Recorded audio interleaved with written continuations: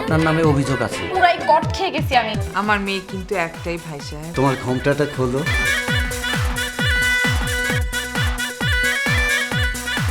বলো তো, গরু ঘাস খেলে হজম হয়, মানুষের কেন হয় না? এক একটা মেয়েকে পেয়ে আপনারা এরকম হ্যারাস করতে পারে না। ছেলের বউয়ের হাতে রান্না খাবো তো, তাই বলছিলাম আর কি। আপনারা ছেলের বউ নিতে আসেননি, বাসার কাজের মেয়ে নিতে আসছেন। Don't shout. আমার বিষয়টা দেখবেন, আমার মা যেন সব কিছু না জানতে পারে, প্লিজ স্যার। ছেলের মা ফোন করে বলছে তোর নাকি চরিত্র খারাপ, তুই নাকি প্রেগনেন্ট, এই জন্য তুই ভালো করে হাঁটতে পারিস না। দিস ইজ বিজনেস বস। টেলিফোনে কথা হবে, হ্যাঁ?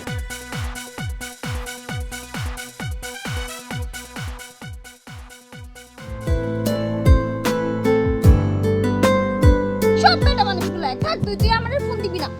শোন না, আমি তোরে এই পথ শিখাইলাম আর তুই আমার চেয়েও ভালো ইনকাম করা শিখে গেলি। বাহ!